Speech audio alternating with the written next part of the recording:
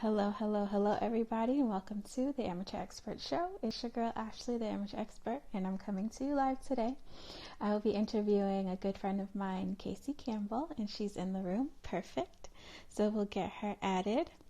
If this is your first time watching, the concept of the show is to talk to Kaysie about her career path, her ideas of success when she first started compared to the way.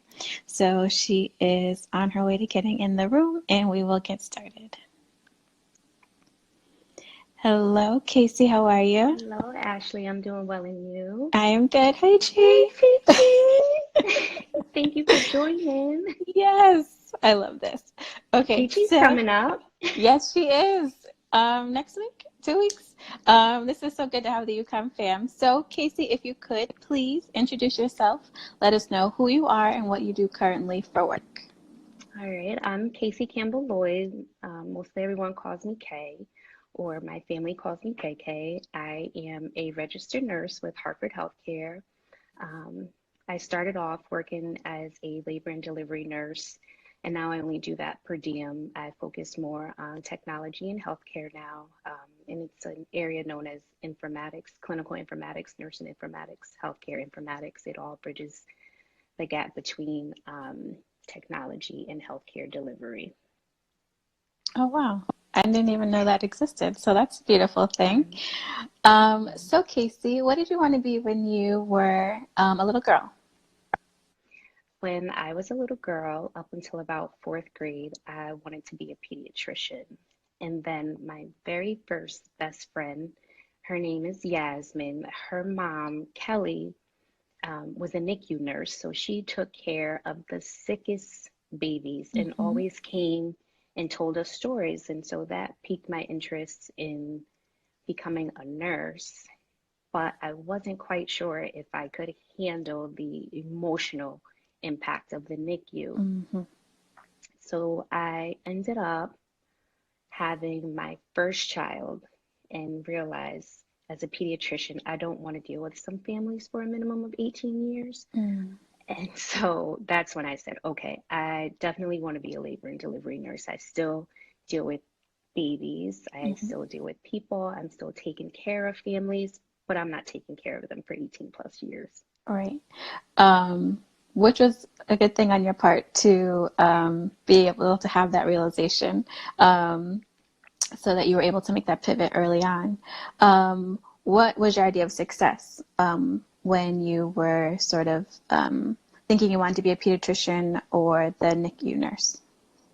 My idea of success as a little girl was what some may call the American dream, to have a house, to have a nice car, to be able to afford my bills Mm-hmm. and vacations. That was the definition of success to me as a little girl. Um, Definitely not my definition of success now. Okay, so can you bring us or take us on the journey of how you became, I don't know what you said it was, informatics? An informatics nurse. Yes, how did you transition from, well, okay, so we met at UConn and you've always been an inspiration. Look, let me just segue real quick. You've always been an inspiration to me, and I've always loved your family and your determination. And so, how did you transition from the nursing student from UConn that I met to this informatics nurse?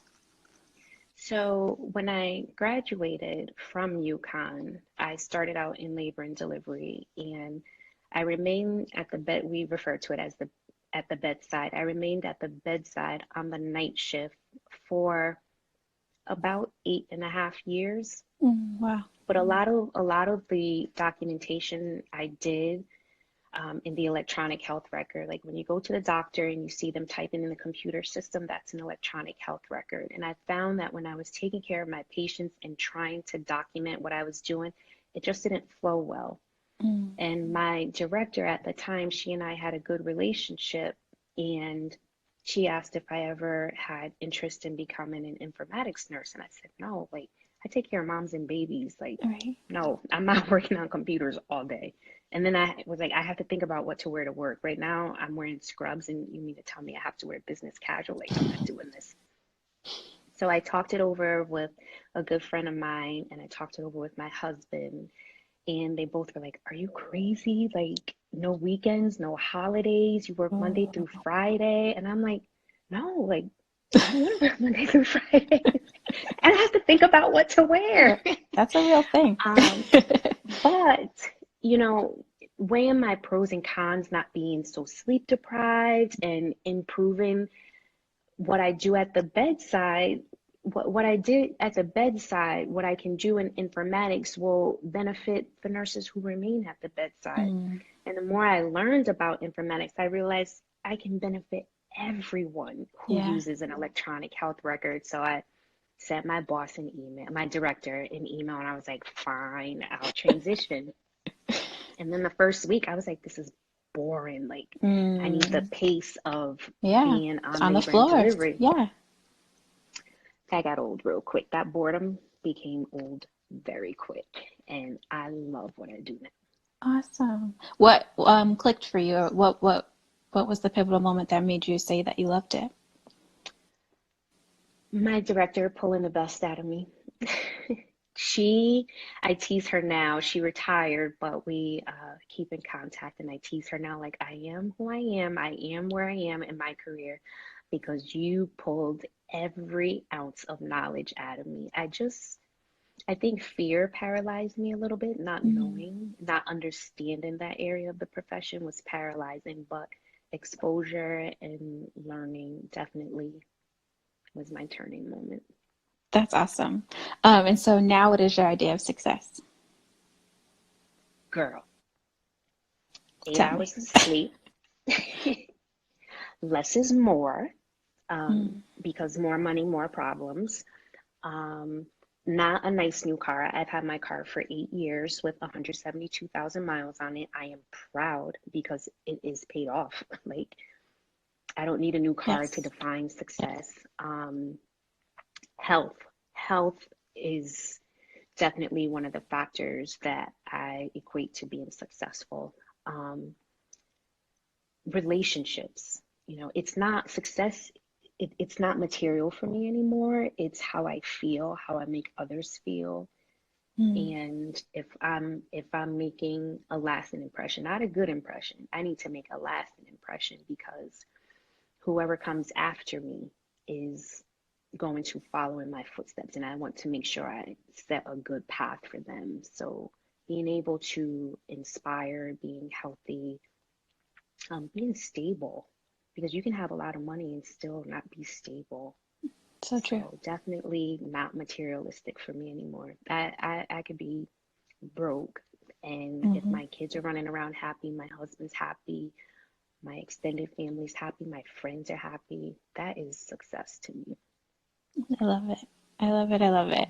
So what is something that you learned or still in the process of learning that you wish you had learned earlier on in your career?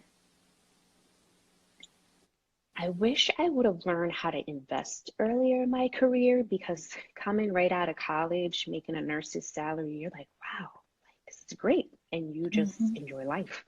You don't realize that you need to take a chunk of that and invest it. So I wish I had more financial knowledge earlier on versus the knowledge that I've gained recently. Um, That's good.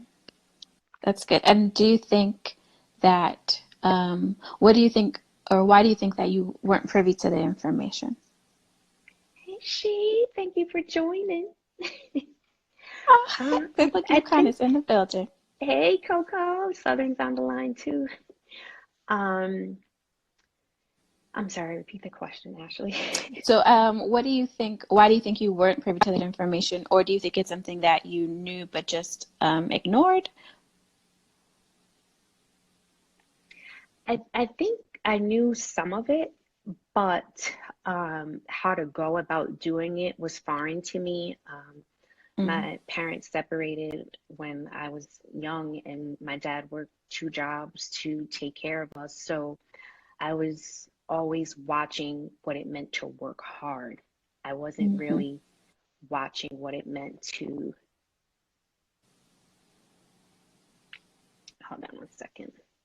Can you hear me now? Yep, I can hear you. A little pixelated, but I can still hear you.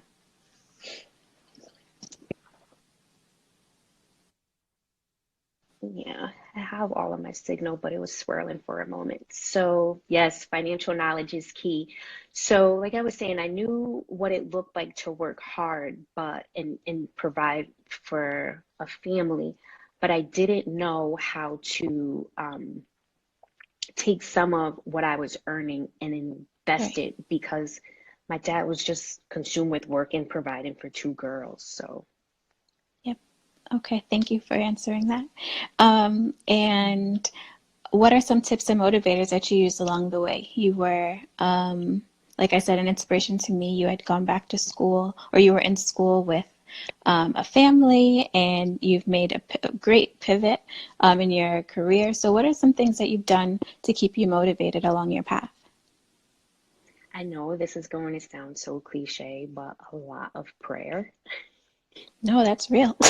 Um, and I vent. I vent. You might be a stranger, but if I'm having a bad day, I'm going to tell you, you know what?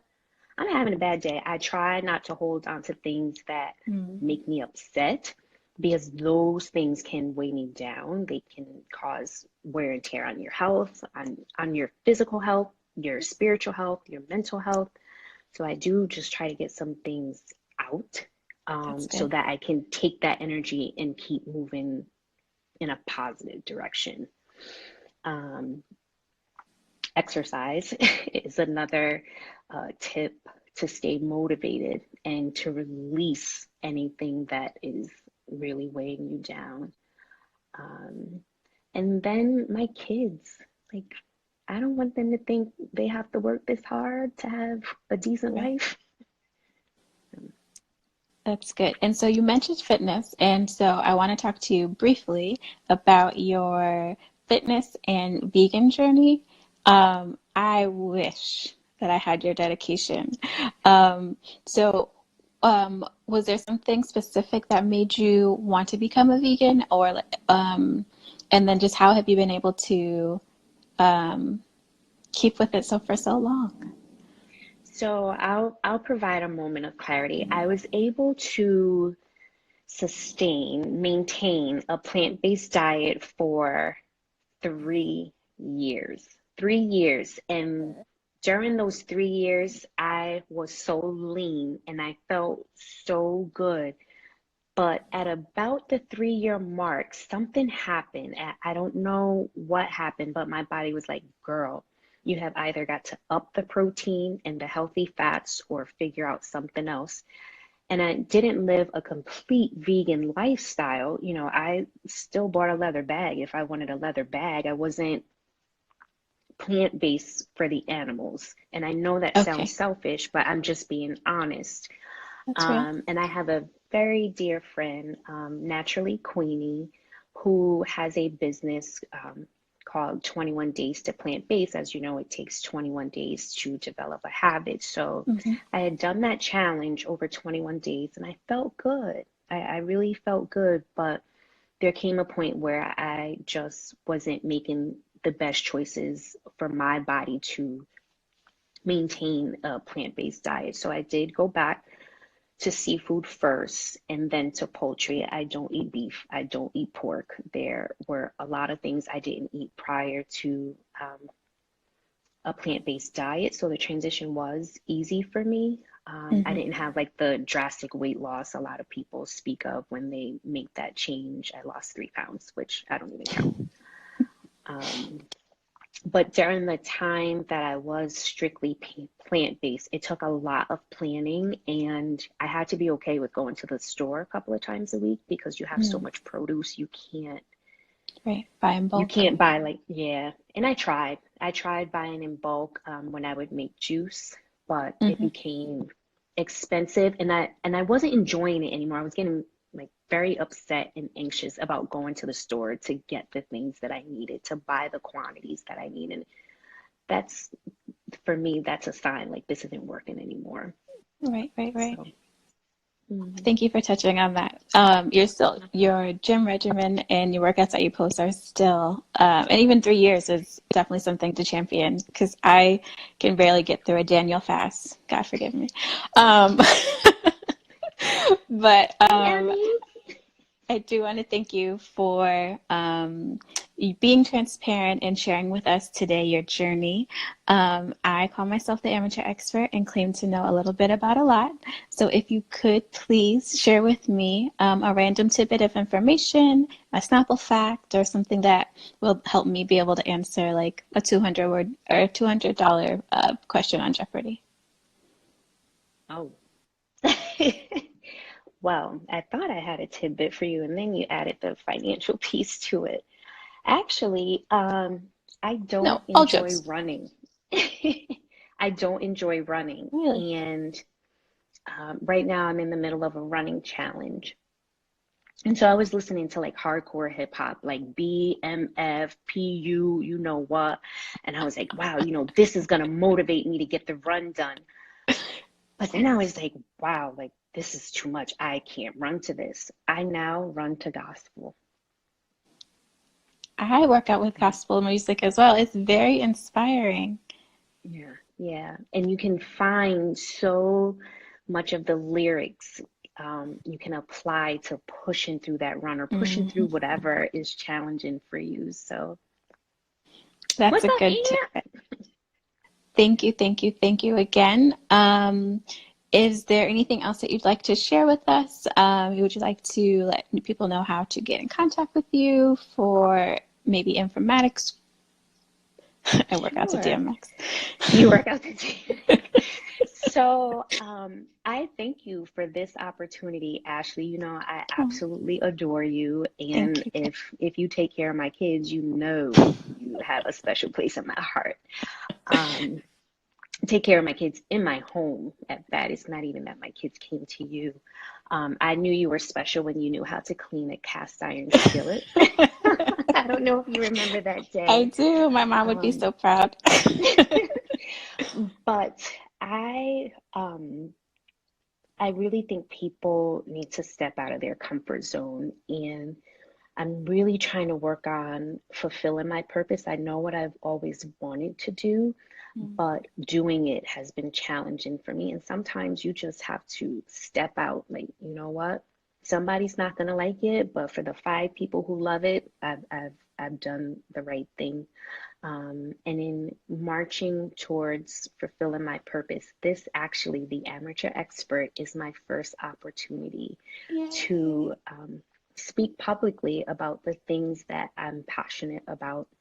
Behind the scenes, I have done some things, but I don't publicize them.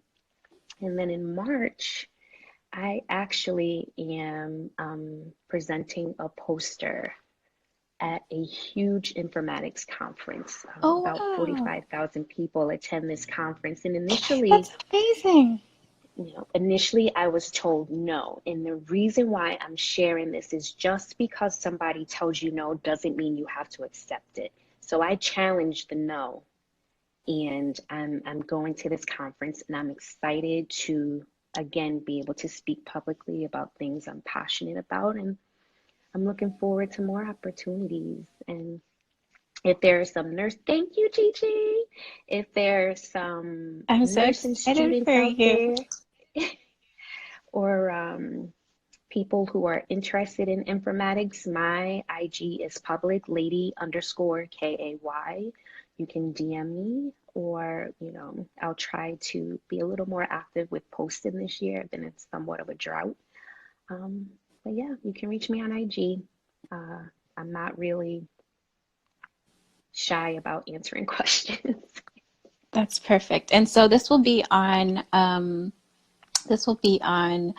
Apple Podcasts, it will be on Spotify, it will be on iHeartRadio and YouTube. So I'll definitely get the information to you, and we'll share it as much as we can so we can get some more people who are interested in informatics over to you. All right. Thank you so much, Ashley, the amateur Thank you. expert. All Thank you, thank you, right. thank you. Thank you This all was for joining perfect. in. Thank Have you. a good day. Thank you, you too. Bye. Okay, bye.